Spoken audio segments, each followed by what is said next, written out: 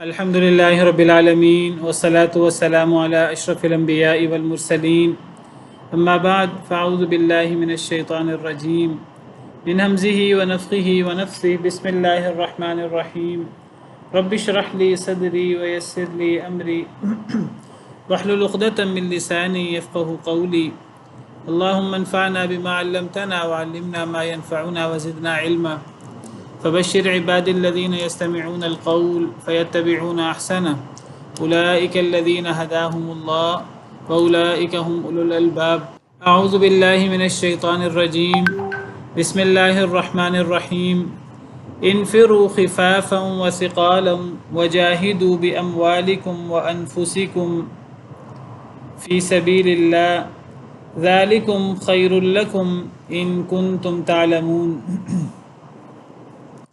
انفروا خفافا نکلو خفافا ہلکے ہو کر وثقالا اور بھاری ہو کر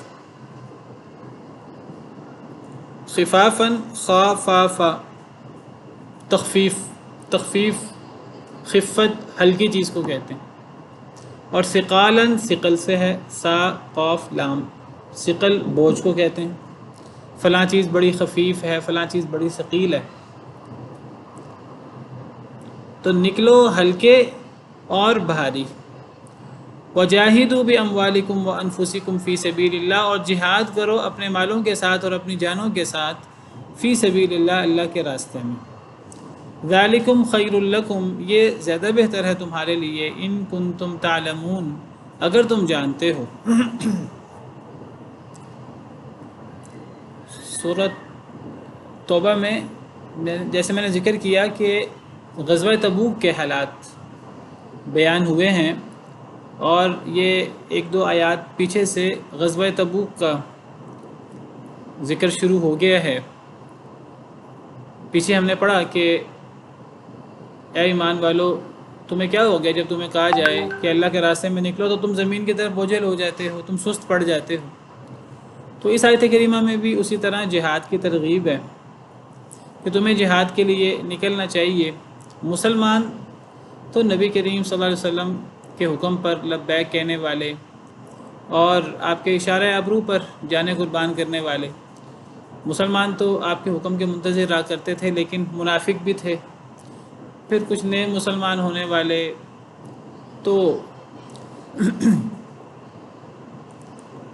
اللہ تعالیٰ ترغیب دے رہے ہیں کہ نکلو جہاد کے لیے، نکلو خفافا و ثقالا ہلکے ہو کر اور بھاری ہو کر۔ ہلکے ہو کر بھاری ہو کر لفظی معنی تو یہ ہے، مراد اس سے کیا ہے؟ مختلف مفسرین نے مختلف تفسیریں کی ہیں۔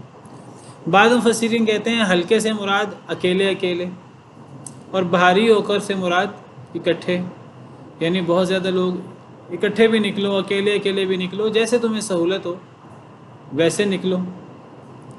بعض مفسرین کہتے ہیں کہ ہلکے کا مطلب اور بھاری کا مطلب ہے کہ ہلکے دل کے ساتھ دل کی خوشی کے ساتھ نکلو، اور بھاری ہو کر یعنی بھاری دل کے ساتھ۔ اگر دل نہیں بھی کر رہا، دل کر رہا ہے تو پھر بھی نکلو، دل نہیں بھی کر رہا تو پھر بھی نکلو۔ وعلیکم السلام ورحمۃ اللہ وبرکاتہ۔ بعض مفسرین کہتے ہیں کہ خفافا و ثقالا سے مراد کوئی خفیف ہے مال کے اعتبار سے وہ بھی نکلے، کوئی ثقیل ہے مال کے اعتبار سے وہ بھی نکلے، یعنی کوئی غریب ہے وہ بھی نکلے، کوئی مالدار ہے وہ بھی نکلے، کسی کے باغات ہیں کہ جس سے اس نے فصل کاٹنی ہے وہ بھی نکلے، جس کے نہیں ہیں وہ بھی نکلے جہاد کے لیے۔ آگے آ رہے ہیں نا وجاہدوا باموالکم وانفسکم، یہ انفروا عام طور پر جہاد کے لیے نکلنے کے لیے ہی، اور آگے وجاہدوا خاص طور پر اس جہاد۔ بعض مفسرین کہتے ہیں کہ خفافاً سے مراد آپ ہلکے بدن کے ہیں تب بھی نکلیں، ثقالاً سے مراد بھاری بدن کے ہیں، ہلکے بدن سے مراد صحت مند اور چست، اور ثقالاً بھاری بدن کے ساتھ اور سست۔ بعض کہتے ہیں جی جوان اور بوڑھے، جوان ہے تو وہ نکلیں، بوڑھے یعنی بہرحال مختلف تفسیریں مفسرین نے کی ہیں۔ تو امام ابن کثیر دیگر مفسرین کا طریقہ یہ ہے کہ وہ کہتے ہیں کہ یہ تمام تفسیریں ٹھیک ہیں، یہ تمام تفسیریں ٹھیک ہو سکتی ہیں. خفافا و ثقالا میں یہ سب معنی آ سکتے ہیں. اب طوعا و کرہا نکلنا ہے، مشکل ہے آسانی ہے تو نکلنا ہے. وجاہد کیونکہ اب حکم ہو چکا ہے نفیر عام کا. وجاہدوا باموالکم وانفسکم فی سبیل اللہ، اور جہاد کرو اپنے مالوں کے ساتھ بھی اور اپنی جانوں کے ساتھ بھی، فی سبیل اللہ، اللہ کے راستے میں. جہاد کے ساتھ اکثر مال کا اور جان کا ذکر آتا ہے. تو مال کے ساتھ جہاد کرنے سے مراد ہے کہ انسان اپنا نہ صرف خود نکلے بلکہ انسان اپنا مال بھی دے. اور جو انسان خود نہیں نکل سکتا کسی معذوری کی وجہ سے، کسی مجبوری کی وجہ سے، تو وہ اپنا مال خرچ کرے. حدیث مبارکہ میں آتا ہے کہ جو بندہ مال خرچ کرتا ہے وہ ایسے ہی ہے جیسے کہ کسی بندے نے خود جہاد کیا. حدیث مبارکہ کے الفاظ ہیں من جہز غازیا فقد غزا. جو بندہ کسی غازی کو جنگ کرنے کا سامان بہم پہنچا دے، سواری مہیا، اس کو سواری دے دے، اس کو لڑنے کے لیے ہتھیار دے دے، تو چاہے وہ خود جنگ میں شریک نہیں ہوا تو ایسے ہی ہے جیسے کہ اس نے خود لڑائی کی ہے بنفس نفیس. میں وہی اب ذکر کرنے لگا ہوں. تو مال کے ساتھ بھی جہاد ہوتا ہے اور جان کے ساتھ بھی جہاد ہوتا ہے. مال کے ساتھ سے مراد ہے کہ انسان اپنا مال بھی دے، اور جان سے مراد ہے بندہ خود بھی جہاد کے لیے جائے، پھر وہاں سے غازی ہو کر لوٹے یا پھر شہید ہو جائے. تو صحابہ کرام تو خود بھی بنفس نفیس بھی شریک ہوتے تھے، ساتھ مال بھی خرچ کرتے تھے. نبی کریم صلی اللہ علیہ وسلم اور صحابہ کرام رضوان اللہ علیہم اجمعین. عام طور پہ اگر آپ دیکھیں تو مال کا ذکر پہلے ہوتا ہے، جان کا ذکر بعد میں ہوتا ہے. یعنی جہاد کے لیے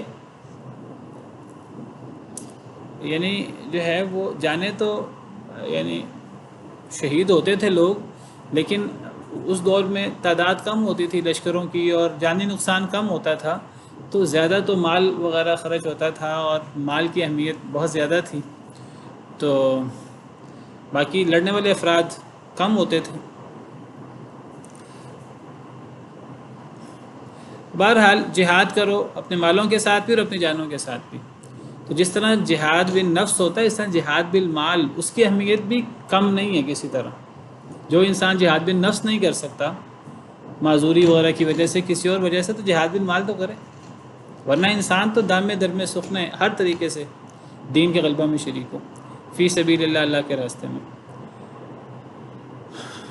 اچھا، جہاد کے ساتھ اکثر فی سبیل اللہ آتا ہے، اور ہم نے پچھلی آیت میں بھی پڑھا کہ جہاد اس لیے ہوتا ہے تاکہ اللہ کا کلمہ بلند ہو، اور اللہ کا کلمہ بلند ہونا ہی ہونا ہے. کوئی مومن اللہ کا کلمہ بلند کرنے کے لیے جہاد کرتا ہے، پھر بھی اللہ نے اپنا کلمہ بلند کرنا ہے. کوئی مومن نہیں شریک ہوتے، اللہ نے پھر بھی کلمہ بلند کرنا ہے. اللہ نے تو اسلام کو غلبہ دینا ہی دینا ہے. تو جہاد وہ انسان کے فائدے میں ہوتا ہے جس میں انسان خالص نیت کے ساتھ جہاد کرتا ہے، چاہے جہاد بالمال کرے، چاہے جہاد بالنفس کرے. اگر ایک بندہ جہاد کرتا ہے، کہنے کو جہاد کر رہا ہے، بنفس نفیس لڑائی میں شریک ہو رہا ہے، اپنا مال خرچ کرتا ہے، لیکن اس کا مقصود اللہ کی رضا نہیں ہے، اللہ کے کلمے کی بلندی نہیں ہے. اس کا مقصود یہ ہے کہ لوگ مجھے سخی کہیں، لوگ مجھے بہادر کہیں، تو یہ جہاد نہیں ہوتا. ایک بندہ جو ہے وہ قبیلے کی عصبیت کے لیے، اپنی وطن کے لیے جہاد کرتا ہے، وطن کے لیے لڑتا ہے، قوم کے لیے لڑتا ہے، اپنی زبان کے لیے لڑتا ہے، اور دنیاوی مقاصد کے لیے لڑتا ہے، یا لوگوں کی واہ کے لیے لڑتا ہے، تو یہ پھر جہاد نہیں ہوتا. پھر یہ تو اللہ معاف کرے، یہ ایسا عمل ہے کہ جو سب سے پہلے انسان کو جہنم میں لے کے جائے گا، والعیاذ باللہ. ہر عمل کے پیچھے نیت ہوتی ہے، کوئی بھی عمل نیت کے بغیر قابل قبول نہیں ہے، اور نیت دل کا عمل ہے. انما الاعمال بالنیات. جہاد کرو اپنے مالوں کے ساتھ، اپنی جانوں کے ساتھ، اللہ کے راستے میں. ذالکم خیر لکم، یہ زیادہ بہتر ہے تمہارے لیے. ان کنتم تعلمون، اگر تم جانتے ہو. دنیاوی مصروفیات، کاروبار، روزی کمانا، یہ چیزیں بھی بہت ضروری ہیں، ان کی بھی اہمیت ہے، لیکن انسان کو ان میں سے وقت نکال کر جہاد میں شریک ہونا چاہیے. تو یہ ہر لحاظ سے بہت بہتر ہے، دنیا کے لیے بھی اور آخرت کے لیے بھی۔ لو كان عرضا قریبا وسفرا قاصدا لاتبعوك ولكن بعدت عليهم الشقة، اگر ہوتا سامان قریبی، وسفرا قاصدا اور سفر آسان، چھوٹا، ہلکا، لاتبعوك البتہ وہ پیروی کرتے آپ کی، ولكن بعدت عليهم الشقة لیکن بوجھل ہو گئی ان کے اوپر سختی۔ اگر سامان قریب ہوتا، سامان قریب ہوتا سے مراد اگر مال غنیمت نظر آ رہا ہوتا کہ جی ہمیں فتح ہو جائے گی اور ہمیں مال غنیمت ملے گا، اگر مال غنیمت ملنے کا امکان بہت زیادہ ہوتا، یہاں نہیں تھا، یہاں مال غنیمت ملنے کا امکان نہیں تھا، یہاں تو جان بچنے کا امکان بھی کم تھا، کیونکہ مد مقابل سپر پاور روم، جیسے میں نے ذکر کیا تھا، اگر مد مقابل دشمن زیادہ تگڑا نہ ہوتا، زیادہ تعداد میں، وہ طاقتور بھی تھے، سپر پاور بھی تھی، اور تعداد میں بھی زیادہ تھے اور اسباب میں بھی زیادہ تھے، تو اللہ فرماتے ہیں کہ اگر یہ بات نہ ہوتی، بلکہ اگر سامان قریبی ہوتا، مال غنیمت ملنے کا امکان زیادہ ہوتا، وہ سفراً قاصداً اور سفر آسان ہوتا، سفر بھی بہت لمبا تھا، یعنی مدینہ منورہ سے تبوک تقریباً 700 کلومیٹر کا فاصلہ،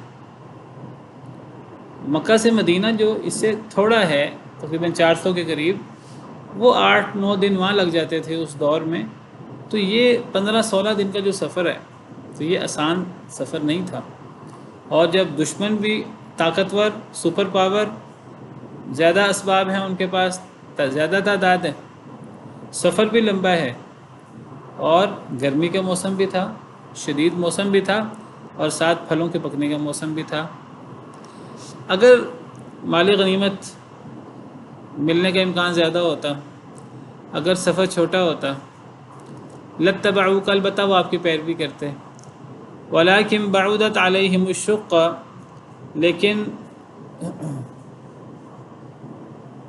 دور ہو گئی ان کے اوپر مشقت، بوجھل ہو گئی ان کے اوپر مشقت، تو یہ جو مال غنیمت ملنے کا امکان بھی نہیں ہے اور سفر بھی مشکل ہے، گرمی کا موسم بھی ہے، تو اس کی وجہ سے ان کے لیے جو ہے یہ سفر اور یہ نبی صلی اللہ علیہ وسلم کی دعوت پر لبیک کہنا، اللہ رسول کی پکار پر ان کے لیے مشکل ہو گیا۔ وَسَيَحْلِفُونَ بِاللَّهِ لَوِ اسْتَطَعْنَا لَخَرَجْنَا مَعَكُمْ، اور ان قریب وہ قسمیں اٹھائیں گے اللہ کی، لَوِ اسْتَطَعْنَا اگر ہم طاقت رکھیں یا رکھتے، لَخَرَجْنَا البتہ ہم نکلتے، مَعَكُمْ تمہارے ساتھ، وہ اللہ کی قسمیں اٹھائیں گے، وہ قسم اٹھا کر کہیں گے کہ ہم تمہارے ساتھ نکلنے کی طاقت نہیں رکھتے، اللہ کی قسم اگر ہم تمہارے ساتھ نکلنے کی طاقت رکھتے تو ہم تمہارے ساتھ نکلتے، قسمیں اٹھا کر یہ بات کہیں گے، قسمیں اٹھا کر بہانے لگائیں گے، اور یہ جھوٹے بہانے لگائیں گے، منافقین کی بات ہو رہی ہے۔ وجہ کیا ہے بہانے لگانے کی، قسمیں اٹھا کر؟ وجہ وہ ہیں جو پیچھے ذکر ہو گئی، سفر مشکل ہے اور مال غنیمت بھی ملنے کا امکان نہیں ہے، گرمی کا موسم ہے، یہلکون انفسہم، وہ ہلاک کر رہے ہیں اپنے آپ کو، یہ جو لوگ بہانے بنا رہے ہیں تو یہ اپنے آپ کو ہلاک کر رہے ہیں۔ ٹھیک ہے سفر مشکل ہے، سفر لمبا ہے، مال غنیمت ملنے کا امکان بھی کم ہے یا نہ ہونے کے برابر ہے، اس کے باوجود اللہ اور اللہ کے رسول کے حکم پر عمل درآمد کرنا یہ بہت بڑی نیکی ہے، دنیا اور آخرت کی کامیابی کے لیے یہ عمل کافی ہے، لیکن اگر وہ اللہ رسول کے حکم پر لبیک نہیں کہتے اور دنیاوی مفادات آڑے آ جاتے ہیں تو پھر وہ اپنے آپ کو ہلاک کر رہے ہیں، کیونکہ اللہ اور اللہ کے رسول کے حکم پر عمل نہ کرنا یہ انسان کو بہت بڑے فتنہ اور دردناک عذاب کا مستحق بنا دیتا ہے۔ اللہ تعالیٰ سورہ نور میں فرماتے ہیں کہ فَلْيَحْذَرِ الَّذِينَ يُخَالِفُونَ عَنْ أَمْرِهِ أَن تُصِيبَهُمْ فِتْنَةٌ أَوْ يُصِيبَهُمْ عَذَابٌ أَلِيمٌ، ڈر جانا چاہیے ان لوگوں کو جو نبی کے حکم سے مخالفت کرتے ہیں، جو نبی کی بات نہیں مانتے، انہیں ڈر جانا چاہیے ان تصیبہم فتنۃ، کہیں وہ فتنے کا شکار نہ ہو جائیں، او یصیبہم عذاب علیم، یا ان پر دردناک عذاب نہ آ جائے۔ تو نبی کے حکم کی خلاف ورزی، اللہ کے حکم کی خلاف ورزی، یہ بہت بڑا جرم ہے۔ انسان فتنوں کا شکار ہو جاتا ہے، عذاب علیم کا شکار ہو جاتا ہے۔ فتنہ یہ قتل سے بھی زیادہ سخت ہوتا ہے۔ تو اللہ تعالیٰ فرما رہے ہیں کہ یہ جو پس و پیش کر رہے ہیں، جھوٹی قسمیں اٹھا کر یہ جو بہانے لگا رہے ہیں، یہلکون انفسہم، سراسر اپنے آپ کو ہلاک کر رہے ہیں۔ واللہ یعلم انہم لکاذبون، اور اللہ وہ جانتا ہے کہ بے شک وہ البتہ وہ جھوٹے ہیں، اور اللہ کو پتہ ہے کہ یہ جھوٹ بول رہے ہیں۔ یہ جو بہانے لگا رہے ہیں یہ جھوٹے بہانے ہیں، اور وہ بہانے لگا کر اپنے آپ کو ہلاک کر رہے ہیں، اور اللہ کو پتہ ہے کہ یہ جھوٹے بہانے ہیں۔ عفا اللہ عنک، معاف کر دے اللہ آپ کو، عنک آپ کو، یعنی اے اللہ کے رسول صلی اللہ علیہ وسلم، اللہ تعالیٰ آپ کو معاف کر دے۔ عفا فعل ماضی ہے، فعل ماضی، فعل جو ہے یہ دعا کے معنی میں آتا ہے۔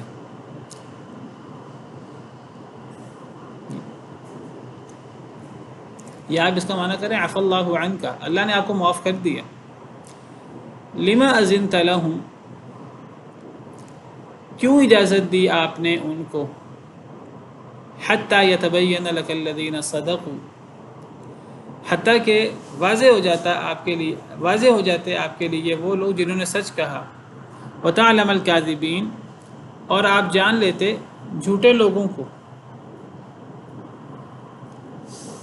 اللہ آپ کو معاف کرے، یا اللہ نے آپ کو معاف کیا، آپ نے کیوں اجازت دی؟ لما، یہ اصل میں لما ہے، لما الف گرا ہوا ہے،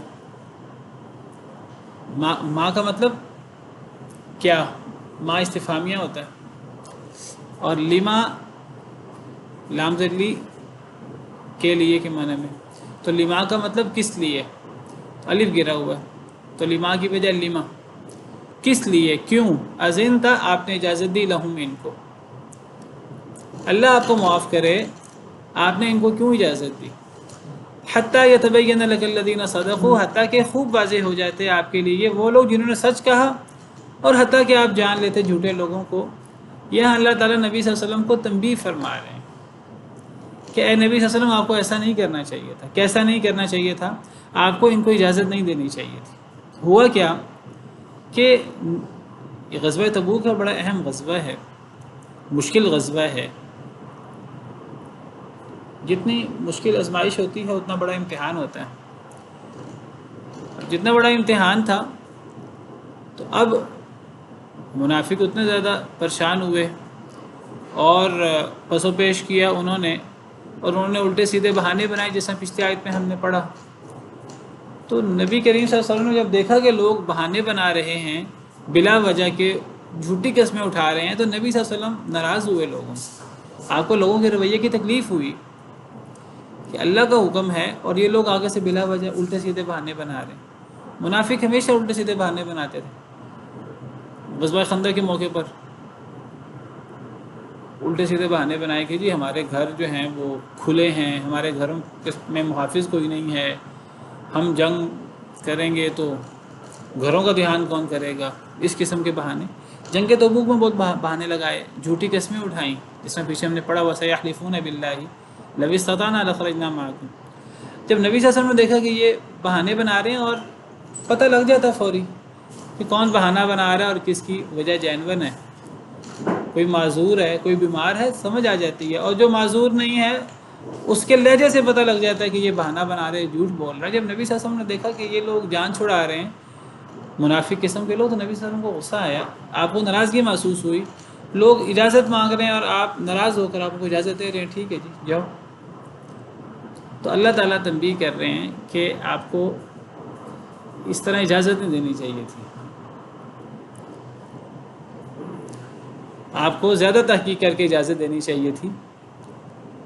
جس کا زیادہ مجبوری ہوتی، حقیقی مجبوری ہوتی، آپ باقاعدہ تحقیق کرتے پھر آپ اجازت دیتے۔ یہ جو آپ نے جلدی اجازت دینا شروع کر دی، تو یہ آپ کو ایسا نہیں کرنا چاہیے تھا۔ لیکن دیکھیے اللہ تعالیٰ کا نبی کریم صلی اللہ علیہ وسلم کے ساتھ کتنی شفقت ہے، کتنی رحمت ہے، اور کیسا تعلق ہے کہ اللہ تعالیٰ تنبیہ تو فرما رہے ہیں لیکن معافی کا اعلان پہلے کر دیا ہے، معافی کا پروانہ پہلے ہاتھ میں دے دیا ہے، اللہ آپ کو معاف کرے یا اللہ نے آپ کو معاف کر دیا، آپ کو ایسا کرنا نہیں چاہیے تھا لیکن چلیں جو ہو گیا ہو گیا، اللہ نے آپ کو معاف کر دیا۔ بات بعد میں کی ہے، تنبیہ بعد میں کی ہے، معاف پہلے کر دیا ہے۔ تو اللہ کا اور نبی صلی اللہ علیہ وسلم کا تعلق اس سے واضح ہوتا ہے، نبی صلی اللہ علیہ وسلم کا اللہ کے ہاں مقام اس سے واضح ہوتا ہے،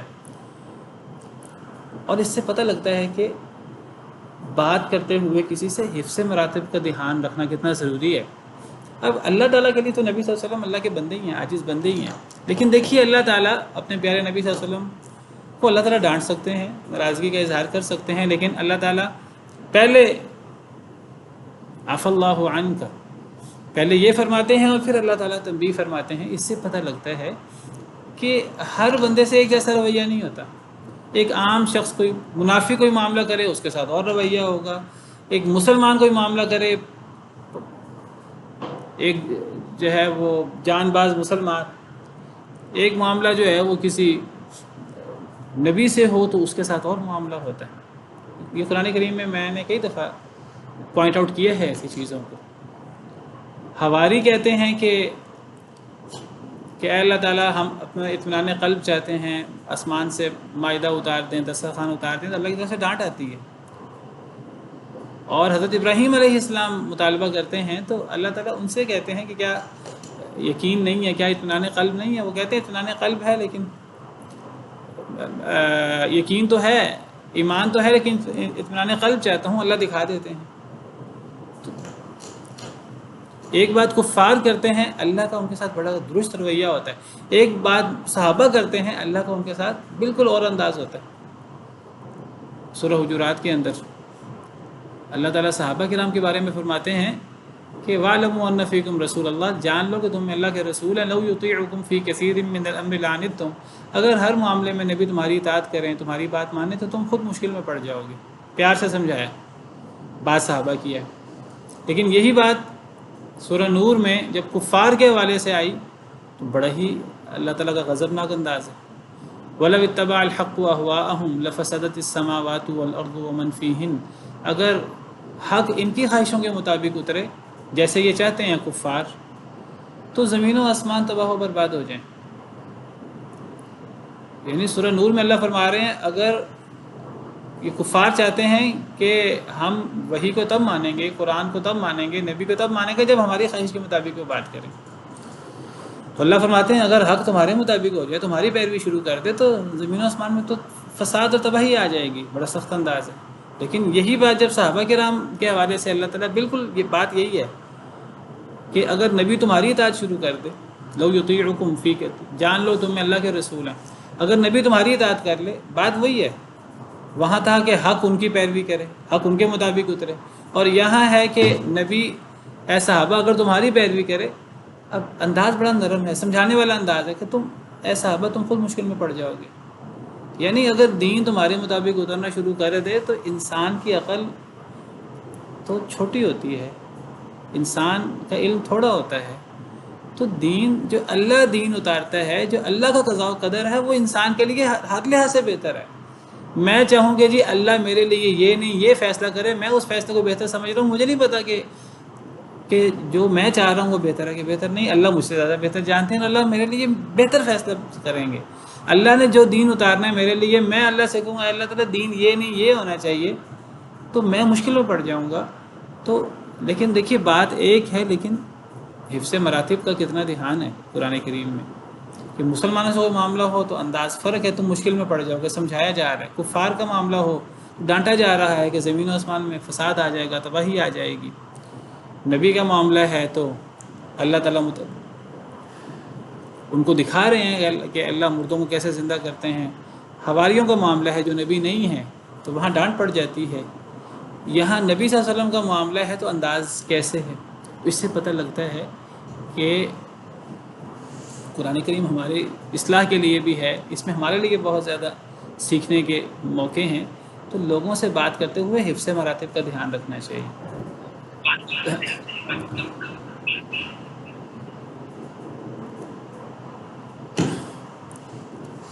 اللہ آپ کو معاف کرے، کیوں آپ نے اجازت دی ان کو؟ مطلب یہ کہ آپ کو اجازت نہیں دینی چاہیے تھی. حتیٰ یتبین لک الذین صدقوا، حتیٰ کہ خوب واضح ہو جاتا آپ کے لیے وہ لوگ جنہوں نے سچ کہا، اور حتیٰ کہ آپ جان لیتے جھوٹے لوگوں کو. آپ پوری تحقیق کر کے آپ کو اجازت دینی چاہیے تھی، آپ نے کیوں جلدی اجازت دی؟ بہرحال اللہ نے فرمایا کہ میں نے معاف کر دی. پھر اب آگے تبصرہ ہو رہا ہے اجازت مانگنے والوں پر. لا یستأذنک الذین یؤمنون باللہ والیوم الآخر ان یجاہدوا باموالہم وانفسہم، نہیں اجازت مانگیں گے آپ سے وہ لوگ جو ایمان لاتے ہیں اللہ کے ساتھ، والیوم الآخر اور آخرت کے دن کے ساتھ، ان یجاہدوا باموالہم وانفسہم، یہ کہ وہ جہاد کریں اپنے مالوں اور اپنی جانوں کے ساتھ. اللہ فرماتے ہیں کبھی آپ سے اللہ پر حقیقی ایمان رکھنے والے، آخرت پر ایمان رکھنے والے، وہ آپ سے اجازت مانگیں گے ہی نہیں. کوئی مجبوری ان کی ہوگی بھی، لیکن وہ چاہیں گے کہ نہیں، ہم مجبوری کے باوجود ہم اللہ اور اللہ کے رسول کی دعوت پر، ان کی پکار پر لبیک کہیں. ایمان والے، اللہ پر ایمان رکھنے والے، آخرت پر ایمان رکھنے والے، وہ اجازت مانگیں گے ہی نہیں. یہ جہاد کا معاملہ ہے، اپنے مالوں اور اپنی جانوں کے ساتھ جہاد، تو یہ تو بہت بڑی سعادت ہے ایمان والوں کے لیے. ایمان والوں کو پتہ ہے کہ اس کا اللہ کے ہاں کتنا اجر ہے، تو وہ تو اس قسم کے اجر، اس قسم کے موقعوں کی تلاش میں ہوتے ہیں، تو وہ آپ سے کبھی بھی اجازت نہیں مانگیں گے. واللہ علیم بالمتقین، اللہ تعالیٰ بہت جاننے والا متقی لوگوں کو. ایسے متقی لوگوں کو اللہ جانتے ہیں اور اللہ باخبر ہے. انما یستأذنک الذین، سوائے اس کے کہ نہیں اجازت مانگتے ہیں آپ سے وہ لوگ لا یؤمنون باللہ والیوم الآخر، جو نہیں ایمان لاتے اللہ کے ساتھ اور آخرت کے دن کے ساتھ. وارتابت قلوبہم، اور شک میں پڑ گئے جن کے دل ابھی تک شکوک و شبہات کا شکار ہے. منافقین جو مریض ہیں، جن کا دل مرض کا شکار ہے، مرض نفاق کا، اور جس کا دل شکوک و شبہات کا اور مرض کا شکار ہوتا ہے، اللہ اس کا مرض بڑھا دیتے ہیں. فی قلوبہم مرض فزادہم اللہ مرضا، ان کے دلوں میں مرض ہے، اللہ نے ان کے مرض کو بڑھا دیا. آپ سے اجازت وہ مانگیں گے جو نہیں ایمان لاتے اللہ پر اور آخرت پر. وارتابت قلوبہم، اور جن کے دل شک میں ہیں. فہم فی ریبہم یترددون، تو وہ اپنے شک میں تردد کرتے رہتے ہیں، ان سے اپنے شک میں فیصلہ نہیں ہوتا ہم کیا کریں. منافق چونکہ خود متردد ہوتا ہے، خود شکوک و شبہات کا شکار ہوتا ہے. منافق ایک تو اللہ رسول کے حکم پر عمل کرنے کا اس کا جو ہے وہ کوئی ذوق شوق نہیں ہوتا، اس کا دل نہیں کرتا اللہ اور اللہ کے رسول کے حکم پر عمل کرے، کیونکہ ایمان نہیں ہوتا. اللہ اور اللہ کے رسول کے حکم پر عمل کرنے کے لیے ایمان چاہیے ہوتا ہے، کیونکہ آزمائش ہوتی ہے، دنیاوی مفادات چھوڑنے پڑتے ہیں، دنیا کے نقصان اٹھانے پڑتے ہیں. اور یہ کام وہ کر سکتا ہے جس کا آخرت پر ایمان ہو، اللہ پر ایمان ہو، نبی پر ایمان ہو، اللہ کے وعدوں پر یقین ہو. جس کا اللہ کے وعدوں پر یقین ہے تو وہ آنکھیں بند کر کے اللہ اور اللہ کے رسول کے حکم پر عمل کرتا ہے. چاہے ظاہراً سامنے آگ نظر آ رہی ہو، وہ کود پڑے. اگر ایمان ہے، یقین ہے، تو ایمان ہوتا ہے، یقین ہوتا ہے، دنیا کی مشکلیں مشکل نہیں رہتی ہیں، آسان ہو جاتی ہیں. ہمیں دعا سکھائی گئی ہے، اللہم اقسم لنا من خشیتک ما تحول به بیننا و بین معصیتک، اے اللہ ہمیں اپنی ایسی خشیت دے دے کہ ہم گناہ ہی نہ کر سکیں. ومن طاعتک ما تبلغنا به جنتک، اے اللہ ہمیں ایسی اپنی اطاعت نصیب کر دے کہ وہ اطاعت ہمیں آپ کی جنت تک پہنچا دے، آپ راضی ہو جائیں اور آپ کی رحمت سے ہم جنت میں داخل ہو جائیں. ومن الیقین ما تہون به علینا مصائب الدنیا، اے اللہ وہ یقین عطا کر دے، دنیا کی مشکلات ہی نہ رہیں، دنیا کی مشکلات ہلکی ہو جائیں. تو جس کا دل میں یہ یقین ہوتا ہے، اور ایمان اصل میں نام ہی یقین کا ہے، جس کے دل میں ایمان ہوتا ہے، یقین ہوتا ہے، تو اس کو زیادہ غور و فکر کرنے کی ضرورت نہیں ہوتی. اس کا اللہ پر اور اللہ کی تقدیر پر ایمان ہوتا ہے، اللہ رسول کے وعدوں پر ایمان ہوتا ہے، آخرت پر اس کا ایمان ہوتا ہے. اس کو پتہ ہوتا ہے کہ میں اللہ اور اللہ کے رسول کے حکم پر عمل کروں، دنیا جہاں کی کیا حیثیت ہے. اللہ اور اللہ کے رسول کے حکم پر عمل کرنا ایک طرف، اور دنیا جہاں کی نعمتیں اور دنیا جہاں کی رنگینیاں ایک طرف. جو لوگ شکوک و شبہات کا شکار ہوتے ہیں ان کے لیے فیصلہ کرنا مشکل ہوتا ہے. کبھی انہیں اللہ رسول کا حکم نظر آتا ہے، کبھی انہیں دنیاوی مفادات نظر آتے ہیں. اور ان سے فیصلہ نہیں ہوتا وہ کیا کریں. جی ان سے فیصلہ نہیں ہوتا کہ وہ کیا کریں. تو اللہ فرماتے ہیں کہ ان کے دل شکوک و شبہات کا شکار ہیں. فہم فی ریبہم یترددون، تو وہ اپنے اس شک میں تردد میں ہیں. منافق ہمیشہ تردد میں ہوتا ہے، اس سے فیصلہ بھی نہیں ہوتا. مذبذبین بین ذلک لا الہ ہؤلاء ولا الہ ہؤلاء، وہ تو ہمیشہ تذبذب میں ہوتے ہیں، نہ وہ اس طرف ہوتے ہیں نہ وہ اس طرف ہوتے ہیں. وہ تو منافق تو کبھی یہ فیصلہ نہیں کر پاتا کہ میں صحیح طریقے سے اسلام قبول کر لوں یا میں صحیح طریقے سے کافر ہو جاؤں. اس سے یہی فیصلہ نہیں ہوتا. اسلام میں فائدہ نظر آیا تو اسلام کی باتیں شروع کر دی، کفر میں وقتی فائدہ نظر آیا وہ وقتی فائدہ کے پیچھے ہوتا ہے. کفر میں وقتی فائدہ نظر آیا تو کافروں کے ساتھ ہو گیا، وہ نہ صحیح طریقے سے مسلمانوں کے ساتھ ہوتا ہے نہ صحیح طریقے سے کافروں کے ساتھ ہوتا ہے. تو یہ تو بہت بڑی مصیبت ہے انسان کے لیے کہ انسان متردد ہو اور انسان کے دل میں یقین نہ ہو. اور میں آپ کو بتاؤں کہ ایمان اصل میں یقین کا نام ہے. ایمان کوئی بہت زیادہ کثرت اعمال کا اور بہت زیادہ تعداد میں نمازیں پڑھنے کا، بہت زیادہ کوانٹٹی میں روزے رکھنے کا. میں یہ نہیں کہتا کہ نمازیں زیادہ پڑھنا، زیادہ روزے رکھنا، زیادہ نیکی کرنے کی اہمیت نہیں ہے. اہمیت ہے، لیکن اسلام میں اصل چیز کوانٹٹی نہیں ہے. اسلام میں اصل چیز کوالٹی ہے. انسان کس یقین کے ساتھ انسان عمل کرتا ہے. ایک یقین کے ساتھ ایک عمل 100 اعمال ہوں، دوسری طرف وہ یقین نہ ہو تو وہ ایک عمل یقین کے ساتھ بہت آگے بڑھ جاتا. تو میں ذکر کر رہا تھا کہ ایمان اصل میں یقین کا نام ہے. جتنا یقین زیادہ ہوتا ہے اتنا ایمان زیادہ ہوتا ہے. اور یقین کے ساتھ اور ایمان کے ساتھ ایک عمل ہو اس کا کئی دفعہ فائدہ زیادہ ہوتا ہے. دوسری طرف سینکڑوں اعمال ہوں لیکن ان کے ساتھ وہ یقین نہ ہو، وہ ایمان نہ ہو، ان کی وہ حیثیت نہیں ہوتی. دیکھیے عاملۃ ناصبہ، عمل کر کر کے تھکے ہوں گے لیکن بھڑکتی ہوئی آگ میں داخل ہوں گے. لیکن دوسری طرف ایک عمل ہو، سنت کے مطابق ہو، اخلاص کے ساتھ ہو، ایمان کے ساتھ ہو، وہ ایک عمل انسان کو، ایک عمل چھوڑ کے ایک اچھا کلمہ انسان کو، یعنی میں کہتا ہوں کہ لا الہ الا اللہ یقین کے ساتھ پڑھا ہو، یہ انسان کو جنت میں لے جاتا ہے.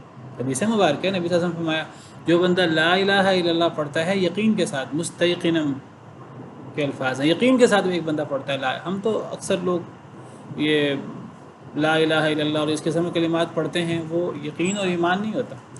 یقین کے ساتھ منہ سے کلمہ نکلا ہو تو یہ کلمہ جو ہے یہ جنت، اس کا بدلہ جنت ہے. اور جنت کے اعلیٰ ترین درجے ہیں. ایک کلمہ انسان کی زبان سے، حدیث مبارکہ کا مفہوم ہے، انسان کی زبان سے نکلتا اچھا کلمہ اور انسان جنت کے بڑے مراتب، بڑے درجے انسان کو حاصل ہو جاتے ہیں. جس کے دل میں یقین ہوتا ہے اس کو کوئی بہت زیادہ معجزوں کی اور بہت زیادہ نشانیوں کی بھی ضرورت نہیں ہوتی. ایک دو نشانیاں کافی ہوتی ہیں. ان فی السماوات والارض لآیات للموقنین، یقین کرنے والوں کے لیے آسمان و زمین میں بڑی نشانیاں ہیں. یقین ہو تو ہر چیز سمجھ بھی آتی ہے، یقین نہ ہو تو چیزیں سمجھ بھی نہیں آتی. بہرحال فرمایا ان کا اصل مسئلہ ان کا شک ہے، ان کا اصل مسئلہ ان کا تردد ہے، تذبذب ہے. وَلَوْ أَرَادُوا الْخُرُوجَ لَأَعَدُّوا لَهُ عُدَّةً وَلَكِنْ كَرِهَ اللَّهُ بِعَاثَهُمْ فَثَبَّطَهُمْ وَقِيلَ اقْعُدُوا مَعَ الْقَاعِدِينَ. اگر وہ ارادہ کرتے نکلنے کا، لَأَعَدُّوا لَهُ عُدَّةً، البتہ وہ تیاری کرتے اس کے لیے تیاری کرنا.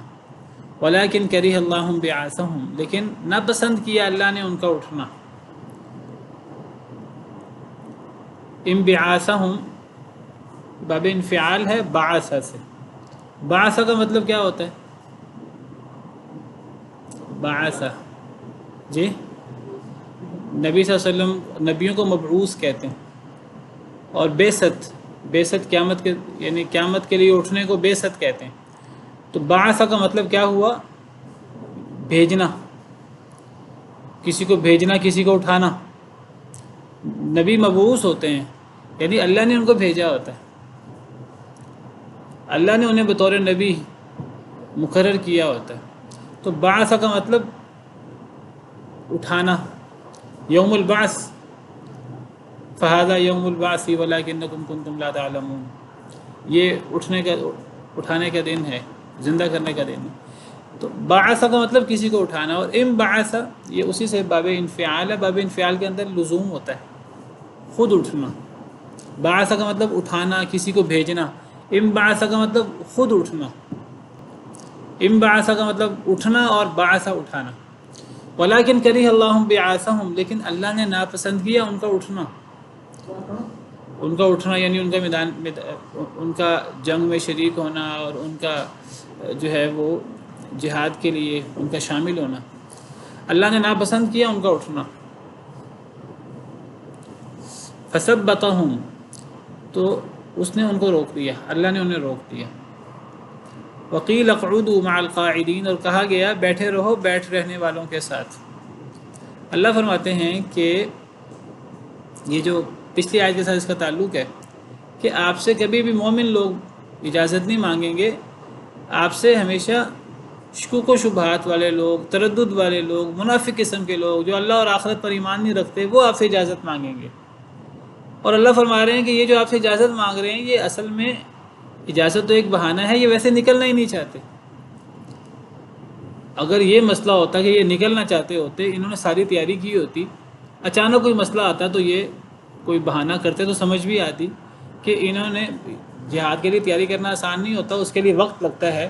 اور جو جہاد کے لیے نکلتا ہے وہ اس کے لیے کئی دنوں سے تیاری کرتا ہے، اپنا جو ہے وہ سواری وغیرہ تیار کرتا ہے، اپنے ہتھیار وغیرہ تیار کرتا ہے، اپنی ہر چیز تیار کرتا ہے. تو انہوں نے تو کوئی اپنا سامان جہاد تیار کیا ہی نہیں.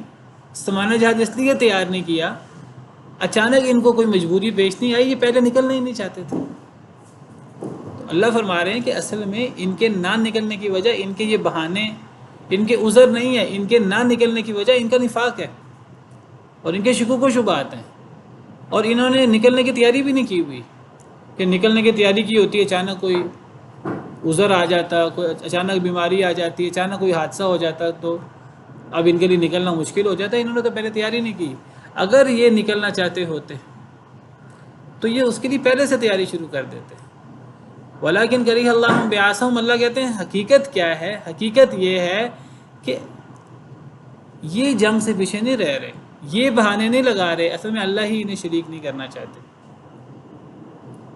اللہ نے ان کا اٹھنا ناپسند کیا ہے. اللہ نے ان کا مومنوں کے ساتھ میدان جنگ میں جانا اور مومنوں کا جو ساتھ ہے وہ اللہ نے ہی ناپسند کر دیا ہے کہ یہ اٹھیں اور یہ غزوہ تبوک میں شریک ہوں. اللہ ان کو ساتھ ہی نہیں جانا چاہتے. اللہ نے ناپسند کیا ان کا اٹھنا. فثبتہم، تو اللہ نے انہیں روک دیا. یہ اللہ کا فیصلہ ہے، یہ ان کا فیصلہ نہیں ہے. انسان بعض دفعہ گناہ کرتا ہے، اسے کہا جائے کہ گناہ نہ کرو، نماز پڑھو، وہ نماز نہیں پڑھتا تو وہ سمجھتا ہے کہ میں نماز پڑھوں گا تو کوئی اسلام کا فائدہ ہوگا، مسلمانوں کا فائدہ ہوگا، تو لوگ مجھے علماء حضرات اور مجھے لوگ اس لیے کہتے ہیں نیکی کا کہ شاید لوگوں کا کوئی فائدہ ہے. لوگوں کا فائدہ نہیں ہوتا، فائدہ تو انسان کا اپنا ہوتا ہے. اور جو بندہ نیکی نہیں کرتا، نیک کام میں شریک نہیں ہوتا، تو وہ کوئی یعنی اگر وہ نیک کام کرے اس کا اللہ پر احسان نہیں ہوتا. جو نیک کام میں شریک نہیں ہوتا، نیکی میں شریک نہیں ہوتا، در حقیقت اللہ نے اس کے بارے میں یہ چاہا ہی نہیں ہوتا کہ وہ اس بابرکت کام میں وہ شریک ہو. اللہ نے اسے اس برکت سے محروم رکھنا ہوتا ہے. یہ نہیں ہوتا کہ وہ نہیں آتا، ہوتا اصل میں یہ کہ اللہ نے اسے پیچھے رکھ دیا ہوتا ہے. یہ آیت کریمہ یہی بات بتا رہی ہے. یعنی یہ نہیں ہوا کہ منافقین نے اس جنگ میں شریک ہونا گوارا نہیں کیا اور منافقین جو ہے وہ اسلام کے غلبے کے لیے وہ شامل نہیں ہوئے، پیچھے رہ گئے. اللہ نے ہی نہیں چاہا کہ وہ اس جنگ میں شریک ہوتے، کیونکہ ان کے جنگ میں شریک ہونا مسلمانوں کے لیے نقصان دہ ہوتا ہے. وہ آگے آ رہا ہے. تو اللہ نے اصل میں سارے فیصلے تو اللہ کے ہوتے ہیں. تو اللہ نے ان کا اٹھنا ناپسند کیا اور اللہ نے انہیں روک دیا اور انہیں کہا گیا کہ بیٹھ جاؤ بیٹھنے والوں کے ساتھ. بیٹھنے والے کون ہیں؟ عورتیں یا معذور لوگ. انہیں کہا گیا کہ عورتوں کی طرح تم گھروں میں بیٹھے رہو، تم اس قابل نہیں ہو، تم مرد نہیں ہو کہ تم مردوں کی طرح نکلو جہاد کے لیے. تم بیٹھ رہنے والوں کے ساتھ بیٹھو. بیٹھنے والے کون ہیں؟ جہاد سے یا عورتیں جن کے لیے جہاد ضروری نہیں ہوتا، یا پھر عذر والے لوگ، معذور قسم کے لوگ. نہ تم عورتیں ہو نہ تم معذور ہو، لیکن اگر تم عورتیں بھی نہیں ہو معذور بھی نہیں ہو پھر بھی جہاد کے لیے نہیں نکلتے تو تم عورتوں کی طرح یا معذوروں کی طرح ہو. تو ٹھیک ہے، تم اگر ان کے ساتھ رہنا چاہتے ہو بیٹھنے والوں کے ساتھ تو بیٹھے رہو. اللہ چاہتا ہی نہیں کہ تم نکلو. اب یہاں پھر وہی مسئلہ تقدیر کا اور اللہ کا ارادہ کیا آ جاتا ہے، جس کے بارے میں کئی دفعہ تفصیل سے بات ہو چکی ہے کہ اگر اللہ نے ان کا اٹھنا نہیں چاہا، اللہ نے اگر انہیں روک دیا کہ وہ اس جنگ میں شریک نہ ہو، تو ان کا کیا قصور ہے؟ یہاں اللہ کے ارادے سے کیا مراد لیا جائے گا؟ اللہ کا ارادہ کونیہ، بالکل، جس کو اللہ کا ارادہ کونیہ اور قدریہ کہتے ہیں۔ اللہ نے ان کا اٹھنا ناپسند کیا بطور تقدیر، بطور قدر، یہ اللہ کا ارادہ کونیہ، اللہ کا ارادہ قدریہ ہے۔ ان کے لیے سزا کیوں ہے؟ ان کے لیے سزا یہ ہے کہ سزا اس لیے ہے کہ انہوں نے اللہ کے ارادہ شرعیہ کا انکار کیا ہے۔ اللہ کا ارادہ شرعیہ کیا ہے؟ سارے شریک ہوں۔ اللہ کی چاہت، اللہ کی مرضی کیا تھی کہ سارے شریک ہوں۔ اور میں نے ذکر کیا تھا آپ سے، ارادہ کونیہ کا پتہ لگتا ہونے سے۔ جو چیز ہو گئی ہے وہ اللہ کا ارادہ کونیہ قدریہ تھا، جو نہیں ہوئی وہ اللہ کا ارادہ کونیہ قدریہ نہیں تھا۔ تو مسلمان جو شریک ہو گئے اس کار خیر میں، تو وہ اللہ کے ارادہ کونیہ قدریہ کے مطابق وہ اس میں شریک ہوئے، اور یہ اللہ کا ارادہ انہوں نے اللہ کے ارادہ شرعیہ کی بھی پیروی کی، لہٰذا ان کے لیے جنت اور ان کے لیے انعامات۔ اور جو اس میں شریک نہیں ہوئے تو ان کا شریک نہ ہونا، چونکہ یہ ایسا ہی وقوع پذیر ہوا کہ وہ شریک نہیں ہوئے منافق قسم کے لوگ، تو یہ بھی اللہ کا ارادہ کونیہ قدریہ تھا، لیکن ان کے لیے سزا اس لیے ہے کہ انہوں نے اللہ کے ارادہ شرعیہ کی مخالفت کی۔ تو ارادہ کونیہ اور ارادہ شرعیہ کا فرق سمجھ لیجئے، تو یہ سارے مسئلے حل ہو جاتے ہیں۔ تو اللہ نے ہی ان کا اٹھنا پسند نہیں کیا اور اللہ نے ہی انہیں روک دیا۔ لو خرجوا فیکم ما زادوکم الا خبالا، اب اللہ بتاتے ہیں کہ ان کے شریک ہونے کے نقصانات کیا ہوتے ہیں۔ اللہ فرماتے ہیں اچھا ہے یہ شریک نہیں ہوئے، بلکہ جو اللہ کی طرف سے آزمائشیں ہوتی ہیں، آزمائشیں ہوتی ہی کھڑے کھوٹے کو الگ کرنے کے لیے۔ جتنی بڑی آزمائش ہوگی اتنا زیادہ کھرا کھوٹا الگ ہوگا، اتنا منافق کا نفاق اور مومن کا ایمان واضح ہوگا۔ تو اب اللہ بتاتے ہیں کہ ان کا اس جنگ میں شریک ہونے کا نقصان کیا ہوتا ہے مسلمانوں کو۔ لو خرجوا فیکم ما زادوکم الا خبالا، اگر یہ نکلتے تمہارے ساتھ تم میں، ما زادوکم، نہ یہ زیادہ کرتے تمہیں، الا خبالا، مگر ہلاکت میں۔ اگر یہ تمہارے ساتھ نکلتے تو انہوں نے اسی طرح کی بزدلی کی باتیں کر کے اور شکوک و شبہات کی باتیں کر کے اور لوگوں کو بھی ورغلانا تھا۔ لیکن مسلمان سارے ایک جیسے نہیں ہوتے، پھر مسلمانوں میں کئی نئے نئے مسلمان ہوتے ہیں، وہ بعض دفعہ متاثر ہو جاتے ہیں۔ کچھ لوگ ایسے ہوتے ہیں جو اپنے ارادے میں مضبوط ہوتے ہیں، کچھ لوگ ہوتے ہیں لائلگ ہوتے ہیں۔ تو اس قسم کے لوگ، اس قسم کا پروپیگنڈا کرنے والے اور اس قسم کے تردد اور شکوک و شبہات والے، وہ دوسروں کو بھی خراب کرتے، دوسروں کو بھی بزدل بنا دیتے۔ اگر وہ نکلتے تم میں تو وہ نہ زیادہ کرتے تمہیں مگر ہلاکت میں۔ وَلَأَوْضَعُوا خِلَالَكُمْ يَبْغُونَكُمُ الْفِتْنَةَ، اور البتہ وہ گھوڑے دوڑاتے تمہارے درمیان، یبغونکم الفتنہ، وہ تم میں فتنہ تلاش کرتے۔ یہ محاورہ ہے، وَلَأَوْضَعُوا خِلَالَكُمْ، تمہارے درمیان گھوڑے دوڑاتے، یعنی تمہارے درمیان، یبغونکم الفتنہ سے وضاحت ہو رہی ہے، یعنی تمہارے درمیان فتنہ پیدا کرتے۔ ان کا نکلنا تمہارے لیے کوئی تمہاری مدد میں اضافہ نہ ہوتا، تمہاری ہلاکت میں اضافہ ہوتا، تمہیں نقصان ہوتا، اور تمہارے اندر وہ فتنہ پیدا کرتے۔ وَفِيكُمْ سَمَّاعُونَ لَهُمْ، اور تم میں ان کے جاسوس بھی ہیں، بہت سننے والے ان میں سے، یعنی وہ تمہارے ساتھ نکل کر ایک تو نقصان بھی کرتے اور لوگوں کو بھی بزدل بناتے، ان کی باتوں سے اور لوگ بھی پریشان ہوتے اور لوگ بھی متاثر ہوتے، یہ فتنہ پیدا کرتے اور یہ جاسوسی کا کام کرتے کفار کے لیے۔ وَفِيكُمْ سَمَّاعُونَ لَهُمْ، اور تم میں ان کے جاسوس بھی ہیں۔ وَاللَّهُ عَلِيمٌ بِالظَّالِمِينَ، اور اللہ تعالیٰ بہت جاننے والے ہیں ظالموں کو۔ چلیں آج کے لیے پھر اتنا ہی کافی ہے۔